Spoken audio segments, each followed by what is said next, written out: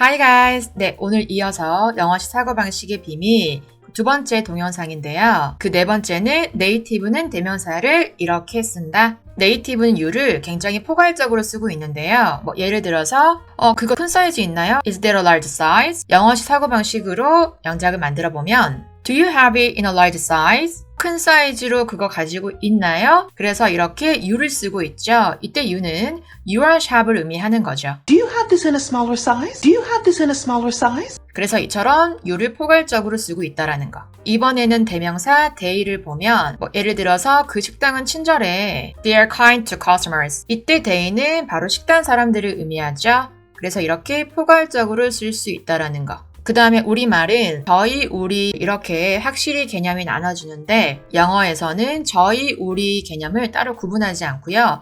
그래서 여러분이 문맥을 잘 파악을 해서 구분을 해야 한다라는 거. 예를 들면 우리는 현금만 받아요. 이럴 때 We take cash only. 여기에서 we는 our shop을 의미하죠.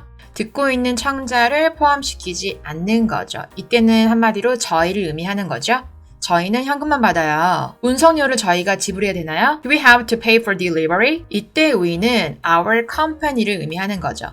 그래서 청자를 마찬가지로 포함하지 않는 저희가 되고요. 이번에는 청자까지 포함하는 우리의 의미의 예문을 보면 한 가지 팁은 날씨나 기후를 표현할 때 네이티브는 이 바로 we라는 대명사를 써서 굉장히 쉽게 영작을 하고 있어요. 예문을 보면 폭설이었어. We had a heavy snow. 눈을 가졌다 라고 해서 왜 폭설이라고 하면 폭설이 영어로 뭐지? 라고 고민할 수 있지만 네이티브는 이 we라는 대명사를 이용해서 쉽게 영작하고 있다. 이때 we는 바로 우리를 의미하는 거죠. 그래서 청자까지 포함시키는 우리. But we got snow.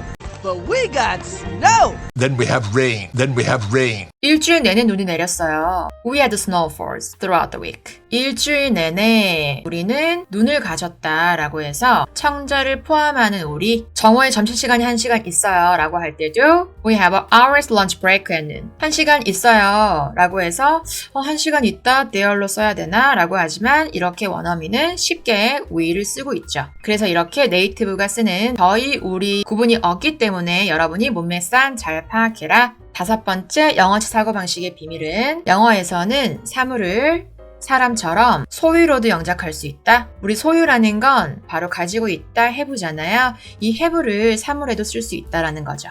예를 들어 그 버스는 펑크 났다 라는 문장 만들어 볼까요?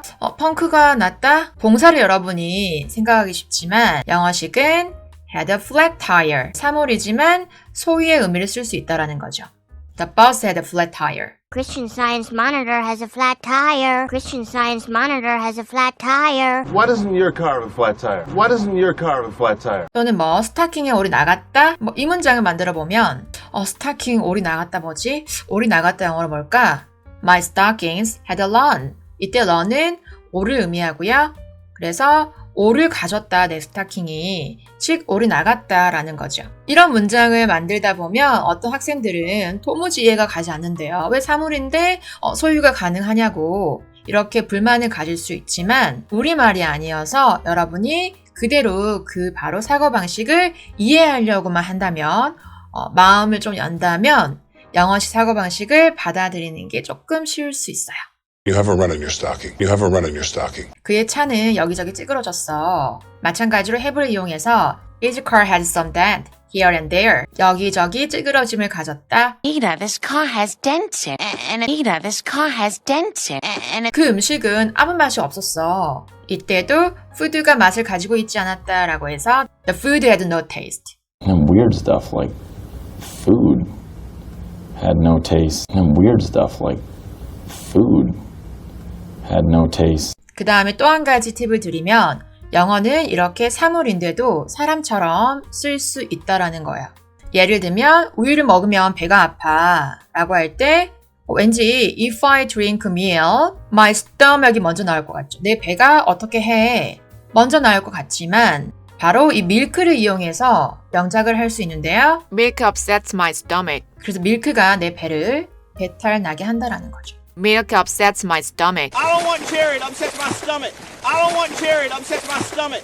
두 번째는 내가 아파서 입안이 깔깔해 라고 할 때 왠지 내가 주어로 나올 것 같지만 My mouth feels dry. 이렇게 내 입이 느낀다라는 거죠. My mouth began to feel dry. My mouth began to feel dry.